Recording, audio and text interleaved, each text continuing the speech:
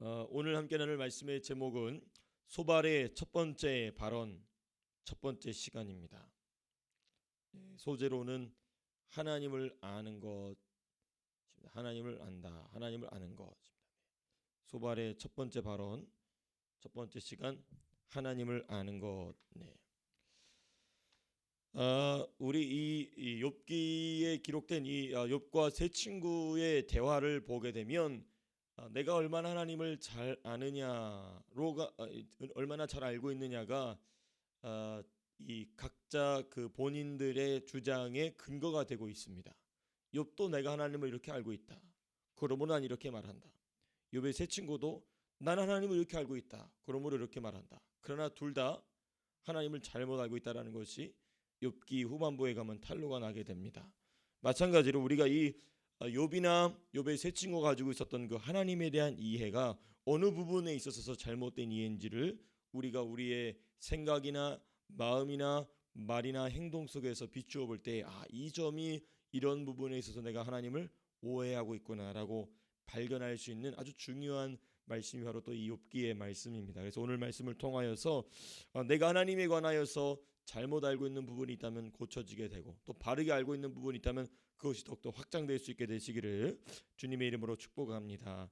본문을 크게 두 부분으로 나눠서 살펴보면은 1절에서부터 4절까지이고 그리고 두 번째는 또 다른 절반인 5절에서부터 9절까지. 그래서 첫 번째 부분과 두 번째 부분으로 나눠서 함께 보시겠습니다. 원래 본문은 11절까지인데 사실 이 10절, 11절은 12절과 붙어있는 구절입니다.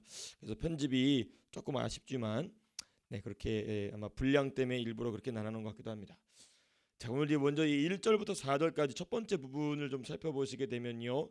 여기 보면은 욥의 말에 대하여서 소발이 어떻게 이해했고 그것을 어떻게 평가했는지가 이 1절에서 4절에 나옵니다. 욥이 상당히 긴 분량으로 빌닷의 말을 응답했죠. 그 빌닷의 말에 응답하는 내용을 소발이 듣고 그것을 어떻게 이해했는지 그리고 어떻게 평가하는지를 좀 우리가 이 말씀을 통해 좀 살펴보고자 합니다. 이 욥의 반론은 크게 원래 사실 두 부분으로 구성이 되었어요. 그 엘리바스, 특별히 빌닷의 주장에 대한 이 욥의 이 반론은 크게 두 부분으로 나눠집니다. 이러한 고난을 받을 정도의 죄, 곧 지금 욥의 친구들이 지적하는 죄. 그러나 친구들도 무슨 죄인지는 모르는 죄를 욥은 범한 적이 없다. 그것이 이제 엘리바스나 빌닷에 대하여서 욥이 대답하고 있는 주요 내용 중에 첫 번째입니다. 그렇죠? 또 다른 두 번째 내용은 뭐냐면 하나님을 향하여 고난의 목적이 무엇인지를 계속해서 여쭙는, 물어보는, 구하는 그 말로 또 다른 한 큰 주제가 잡혀 있죠. 그러니까 이게 지금 이 욥이 계속해서 이야기하는 주된 내용입니다. 근데 이 말을 듣고 오늘 본문의 주인공인 소발이 뭐라고 대답하느냐? 2절 보시면 이렇게 돼 있어요. 말이 많으니 어찌 대답이 없으랴. 말이 많은 사람이 어찌 의롭다함을 얻겠느냐 이렇게 얘기하고 있어요. 소발은요 욥의 말 여기 보면은 말이 많다라는 거 그냥 쓸모없는 말이 많다라는 얘기입니다. 그냥 말이 많은 게 아니라 쓸모없는 욥의 말은 그러므로 지금 쓸모없는 말이고 욥은 쓸모없는 말을 하는 사람으로 지금 묘사하고 있습니다. 그러니까 욥이 자기의 쓸모없는 말을 많이 함으로써 그런 사람이 어떻게 하나님 앞에 의롭다함을 얻을 수 있겠느냐? 너는 그 말 쓸모없는 말 자체가 너의 의롭지 않음을 증거한다라고 지금 2절에서 이야기하고 있는 것입니다. 그러나 욥이 이렇게 계속해서 말을 이어가는 원인 제공은 누가 하고 있습니까? 세 친구들이 하고 있죠. 그 욥의 대답이 이렇게 길어지고 장황하게 되는 것 우리가 영적인 의미는 우리가 살펴봤습니다만은 이 표면적인 이유, 그렇죠? 눈에 보이는 피상적인 이유는 뭐냐면 세 친구들이 욥의 말을 듣고 아유 어지간히 힘든가 보다 하고 말을 그치면 되는데 그 말을 계속해서 물고 늘어지기 때문에 지금 이 욥의 말이 점점 길어지는 것입니다. 그런데도 불구하고 소발은 지금 뭐라고 얘기하면 너가 말이 너무 많다.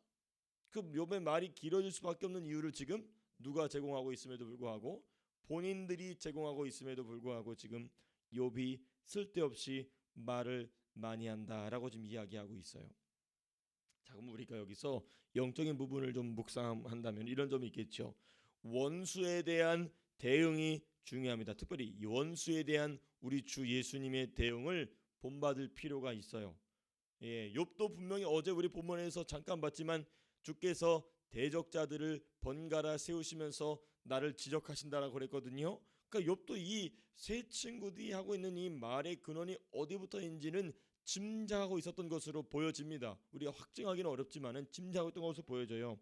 자, 근데 이와 같이 원수가 와서 말을 걸 때에 예수님의 대응 크게 두 가지입니다. 우리가 이걸 잘 유념해야 될 필요가 있어요. 첫 번째 뭐냐? 하나님의 말씀으로 마귀가 더 이상 말을 못하도록 그 입을 꽉 틀어 막으셨죠. 하나님의 말씀으로. 마귀도 하나님의 말씀을 굉장히 잘 압니다.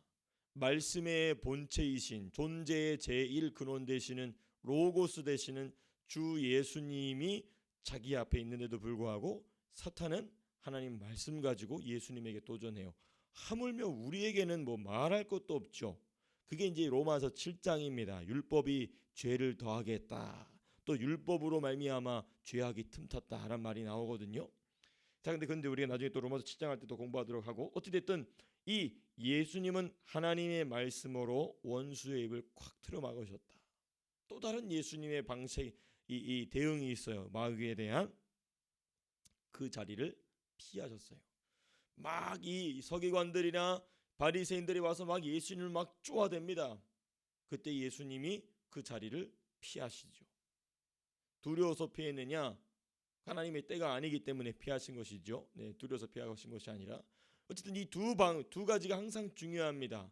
하나님의 말씀으로 대응할 때는 말씀으로 대응해서 그 원수의 말을 멈추게 하든지 아니면 피하든지, 이게 둘 중에 하나가 우리가 원수를 대하는 중요한 태도가 되어야 합니다. 그러나 이 욥은 아담의 후손이며 하와의 후손이었기 때문에 하와가 뱀이 와서 그런 얘기를 하면은 아담을 불렀어야 됐어요. 아담을 불렀어야 됐습니다.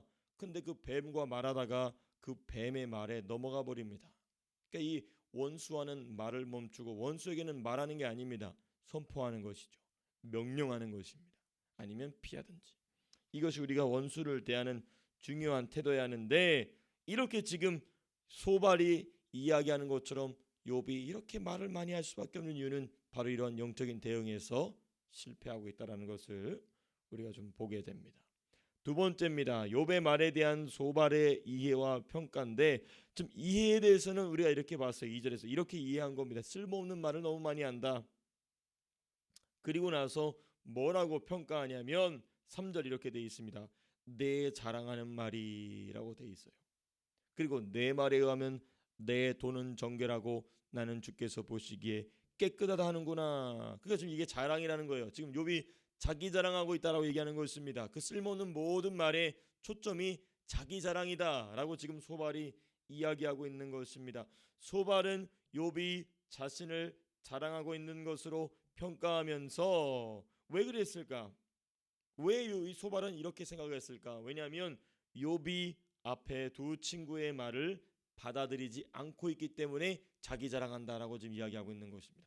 아주 너무나도 이 극명한 이 이해를 보여주지 않습니까? 욥이 의도한 바는 전혀 그것이 아니었습니다만은 소발은 그것을 그렇게 받아들이고 있죠. 이에 대하여 소발은 욥을 부끄럽게 만들겠다고까지 합니다. 네, 3절 보니까 이렇게 돼 있죠. 어찌 너를 부끄럽게 할 사람이 없겠느냐. 너가 네 자랑하는 말을 지금 계속 하는데 앞에 두 친구의 말을 거절함으로써 너는 너를 자랑하고 있는데 내가 너를 부끄럽게 하겠다라고 지금 이야기하고 있는 것입니다. 어찌 너를 부끄럽게 할 사람이, 그러니까 그 본인이 욥을 부끄럽게 할 사람이라는 것입니다.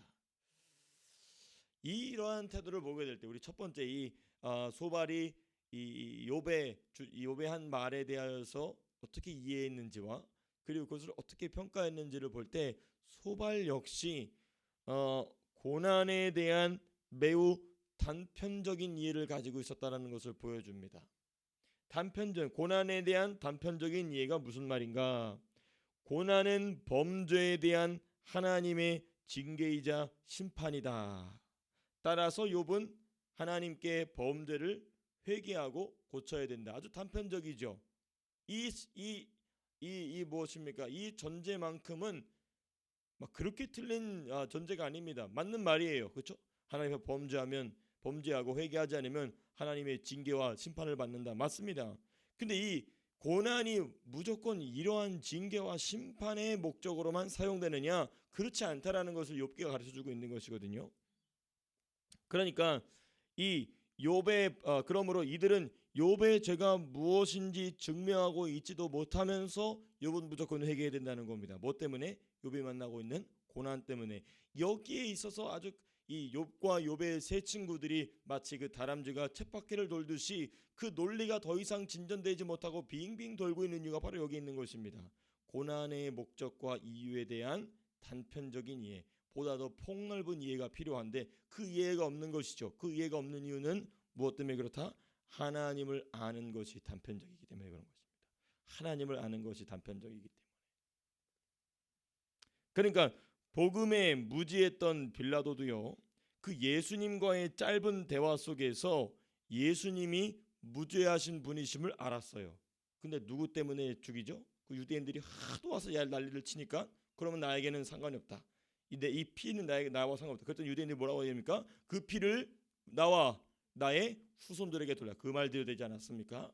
근데 원래 본문으로 돌아온다면 예수님과의 그 짤막한 대화를 통해서도 이 사람은 무죄한 정도가 아니라 뭔가 신비한 뭔가가 있다 라고 빌라도는 알았습니다. 그런데 욥의 세 친구들은 긴 대화 속에서 욥의 무죄함, 곧 본인들이 예상하는 죄와 욥이 관련이 없음을 왜 파악하지 못했을까? 이게 참 궁금한 점입니다. 왜 이 부분을 파악하지 못했는가? 진리에 대한 단편적인 부분적인 지식과 이해 때문에 그런 것입니다. 고난은 이런 것 때문에 일어나는 거야라는 그 단편적인 지식에 꽉 붙잡혀 있는 것입니다. 그러니까 그 자신이 알고 있는 그 단편적인 진리에 대한 단편적인 이해, 진리에 대한 단편적인 지식이 모든 것을 판단하는 기준이 돼버린 것이죠. 그래서 이 고난에 대한 세 친구의 지각과 이해는요, 욥을 정죄하는 출발점이 됩니다. 그렇지 않습니까? 분명히 맞는 말이에요. 맞는 말인데 그 맞는 말이 매우 단편적인 말이에요. 부분적인 말이라는 것입니다. 전체를 아우르고 있는 지식이 아니에요. 그런데 그 부분적인 지식이 욥을 정죄하는 아주 중요한 수단으로 지금 사용되고 있다는 것이 세 번째 친구인 소발을 통하여서 드러나고 있는 것입니다. 그리고 나서 지금 소발이 하나님은 어떤 분이시다라고 쭉 이야기를 해요. 그러니까 지금 소발이 욥에 대한 말을 어떻게 이해했는지, 어떻게 평가했는지를 통하여서 그가 가지고 있는 그 진리 지식의 단편성, 그런데 그 진리 지식의 단편성, 부분적인 그 부분만을 가지고 또 이제 하나님은 어떤 분이시다라고 또 한참 이야기를 합니다. 아까 이 소발이 지금 자기가 알고 있는 지식, 자신이 알고 있는 하나님에 대한 그 알미 전부인 줄로 착각하는 전형적인 모습을 이 소발을 통해서, 물론 나머지 두 친구도 그렇지만은 이 소발을 통해서 우리는 보게 되는 것입니다. 그래서 이 5절부터 9절까지는 지금 욥에게 너가 하나님을 너무 모른다. 고난은 오직 너의 범죄로 말미암아 하나님 주시는 징계인데 너가 하나님이 어떤 분인지를 너무 모르니 내가 하나님이 어떤 분인지를 얘기해 주겠다 하면서 하는 말이 지금 5절에서부터 9절까지의 이야기입니다. 참 이게 우리가 우리나라 옛날 속담에 소경이 소경을 인도한다, 이 말과 딱 들어맞는 말이죠. 이 주님의 말씀이었나요? 우리나라 저 명언이 아니고. 어쨌든 우리 본문으로 돌아와서 하나님이 어떤 분이신지를 소개하는 소발입니다. 하나님이 어떤 분이신지를 소개하는 주된 내용은 6절에 나오고 그리고 8절 9절에 나옵니다.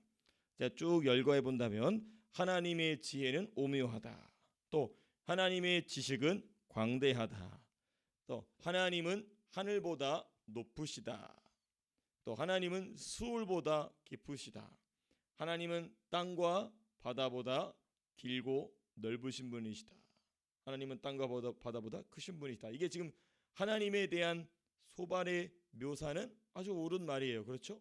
옳은 말인데 우리가 아주 중요하게 계속해서 제가 말씀드린 것처럼 말씀드린 맥락에서 말씀드린다면은 하나님에 대한 바른 지식과 이해에서 나온 말인가 우리가 점검해 볼 필요가 있어요. 왜냐하면 악한 귀신도 예수님에 대하여 옳은 말을 했거든요.